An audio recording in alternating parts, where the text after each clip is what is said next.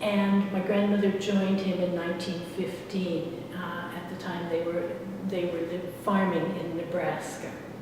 They came to Las Cruces in 1918 along with their first child, who was my father. And in 1928, they bought this farm, the farm that this house is on. So it was their first farm that they had purchased in Las Cruces. They were farmers, and they grew sweet potatoes early on, sweet potatoes were their primary crop, but they also grew other vegetables, which they marketed locally and at the wholesale market in El Paso. Among the 4 children who lived here, one who is well known in New Mexico is my uncle, Roy Nakayama, who was a horticulture professor at New Mexico State University and is known throughout the state for his work, his chili research, and developing Big Jim chili. 1976, the house was vacated when my grandmother went to a nursing home, and it was vacant from 1976 until 2014. So in the early days until about the 1980s, the only access to this house and to the farm was this very small dirt road that ran along the side of the farm. This was the end of the road, and east of here there was just the arroyo and the desert. So most people were not even aware that this house was here. In the process of doing this renovation, really brought the house back to life, and along with some of the furnishing, a few of the pieces of furniture from my grandparents and from the 1930s when the family lived together. That together with this wonderful work that Bill and Jay Quinones have done really have sort of brought this house back to life, and I think they've done a wonderful job at preserving much of the character of an old New Mexico farmhouse, while at the same time updating it for needs of modern life.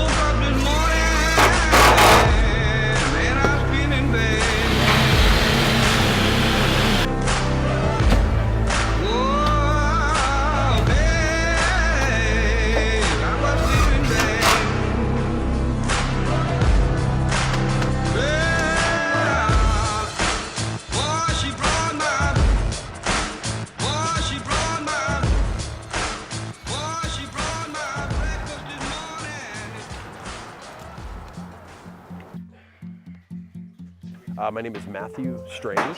My main job at this project is electrician. What I'm responsible or what I'm in charge of is mapping out and designing the electrical systems and getting it hardwired in and getting what we call the rough in, which is the phase we're in right now. And what that consists of is getting all the new wires run from the new electrical panel to the lighting, all the power outlets and whatnot. Are you gonna have to cut that 3/4?